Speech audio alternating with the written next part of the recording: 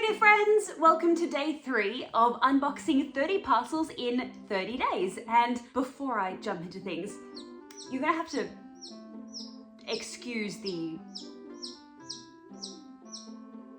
sounds that you can hear in the background today because I'm joined by a very, very special guest. A small baby. This baby does not have a name. This is an abandoned chick. I was thinking maybe I could call it Lazarus because it's basically come back from the dead. Essentially, one of my silky bantams, Chukbaka was sitting on a bunch of eggs, and I came out one morning and there was, unfortunately, a dead chick. So I reached in to take this chick out, and as I picked it up, it went, and I was like, was that movement or did I imagine that? And I looked closer and it's like, and its little eye was kind of like, and I was like, oh my god, it's alive! And I came running inside and I sat in front of the heater and I just cupped it in my hands. And mind you, it was literally like lying on its side, completely deflated, like flat, like a pancake. And its little legs were sorry if this is really graphic, its little legs were sticking out, like it was just like, so anyway, I'm holding it in my hands like this. I'm like, come on bird, come on bird, come on bird. And then the warmth from the heater slowly rejuvenated it. And eventually it kind of sat up and it was looking around, and I made up some baby formula. I've got baby bird formula here.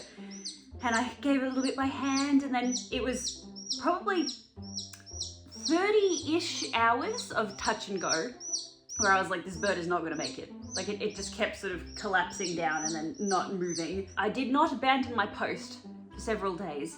And now the chick is alive and well, in fact, thriving. Probably is now because it basically imprinted on me from the moment that it came back to life. It now only wants to follow me. So I put it outside for a little bit because I've got another hen with some other chicks, and I was like, surely, no. It was like, mother, and it just followed me straight.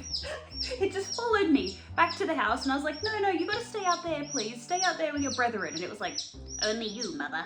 So, you know what? Now, this is an indoor chick, which is fine. I've got the whole incubation, heat lamp, all that sort of stuff, chick starter mix. I've got everything I need.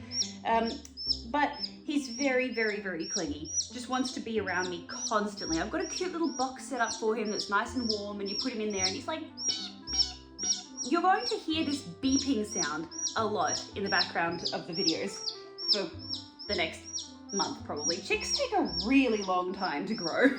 Like a very, very long time. So yeah, you're gonna have to get used to the constant beeping. If it's going to be a problem, please leave a comment and be like, Alex, my good dude, I can't do it. The beeping, it's cute, but it's got to stop. And at which point I'll probably have to send him off to another room while I film. But if you guys are like, yeah, the cheeping is so cute, the cheeping stays, then let me know. Also, we need to name it. I've just been calling it Chicky. I'm like, hi, Chicky. Hi, Chicky. You want to go in there? Look, when he goes in there, he goes all quiet. He's like, oh, yes.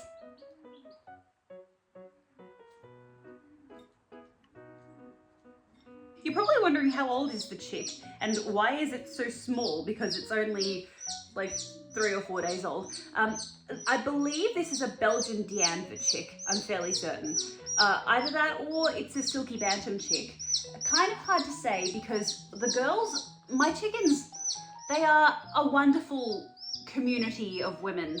They're all girls support girls in my hen house, because if a hen lays an egg and then she's hungry and she leaves, another hen is like, that egg needs to be sat on, and then just takes over immediately and sits on it. So you end up with these nests of like 5 different types of eggs. There's like D'Anvers eggs, silky bantam eggs, there's Faverolles eggs, Aracuna eggs, like green eggs, dark brown eggs. Some of them are this big, some of them are this big. Yeah, so it's kind of a mixed bag when they hatch. You don't know what's going to come out. But given the size of this chick, I'm fairly certain this is a Belgian D'Anvers, which is what the child is. For anyone that is familiar with the child, the chicken, not Grogu. Grogu. Okay, look, you're being too noisy. Can you just Okay, that's fine. You can go in there. Oh. Oh, okay. Right. And now you're happy. Okay. That's how it is it? Is that your nest now?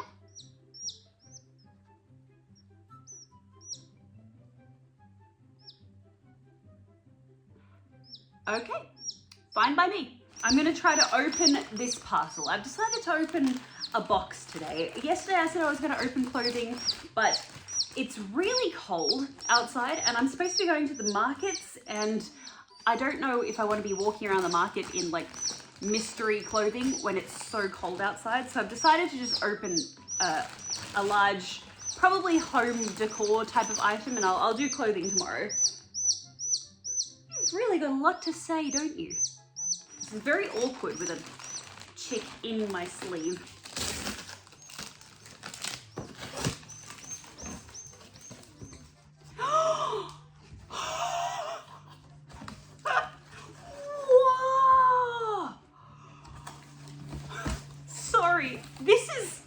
I didn't realize that this was going to be what it is, but I'm so happy that it is. This is really, really exciting. For anyone that was watching on Twitch when I was shopping on the Salvo's website, you guys saw me come across this and people were like, you have to buy it. And I'm so glad I did, but it's way bigger than I thought it was gonna be. You're not prepared. Oh my God, he's beautiful. Look at him. Wow, I love him. Look, Chicky, look, it's your long lost father. He returned from getting milk. Right, so this says Portugal on the bottom and it says hand painted. There's no other details other than 631 is the number that's written on it. He's enormous. I did not expect him to be this big when I saw the listing. I thought it was going to be like a little tiny trinket thing. Oh my God. Is there anyone from Portugal that can say anything in the comments to give us a little bit of information about this rooster? Because when I was streaming, there were some people that were like, oh my God, my family is Portuguese. That's a really common thing to have in Portuguese households. But if you can tell us any more, I would love to hear it. I love him so much. He's so beautiful. This is like my top 10 things that I've thrifted. Absolutely in my top 10. Wait, this is like in Stardew Valley. In Stardew, you get a little chicken statue and you can either take it to the library and give it to Gunter or whatever his name is, or you can just put it on the table in your house, which is what I do in Stardew. I always have a little rooster thing sitting on the table in my house. It's basically what this rooster is. It looks almost exactly the same if my memory serves me correctly. Anyway, I have to go. We're going to the tip shop first before we go out to the markets. So I'm gonna take you guys around the tip shop and see what we can find. I haven't been there in a little while, and every time I drop by, I usually just duck in, have a quick look around, see what there is. Sometimes there's nothing new, sometimes there's ridiculously incredible finds. So we're gonna drop by there, have a quick look, head out to the market, and yeah. But I wanted to introduce you to the Chicky. Oh, and also there's some other chicks I want to introduce you to as well. There's not just this one. You know what? Don't have time today to go over the introductions, but have a look at this quick little video of the babies. I like to call this pigeon preschool. Aren't they adorable? But anyway, off to the tip shop. And I'm going to enter into voiceover mode because I was way too awkward to say anything while I was shopping. So here we are at the tip. It's cursed, but also equally blessed because look at this. These were $90 when they were new, so I had to grab those. He was very cute, didn't take him. Then I spotted some shiny gold letters that spelt out BJ. Nice. But most importantly, this pile of mirrors here. Excuse me. Yes. There's a pile of mirrors here. Do you know how much you'd take for those? They're just like these sort of tiles. Oh, mirror tiles. Yeah, $1 each. Oh, cool. Okay. All right, I'll go through and count them. I'll take all of them. Will ya? Yeah. I better find you a box or something. So cute. Wait, what size are they? Oh, they're my size. They're your size? I think so. Oh, it's meant to be. These are vintage leather boots by the brand Innovair, and they were a little bit too small for me, but I did still get them because they were too nice to resist. Didn't get any bags, but there were some really nice ones. I had to get this. I had to. You'll see why. This is a book of put downs. Just pause, have a little read.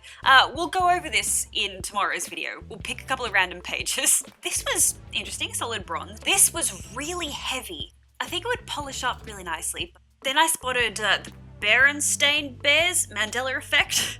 Anyone?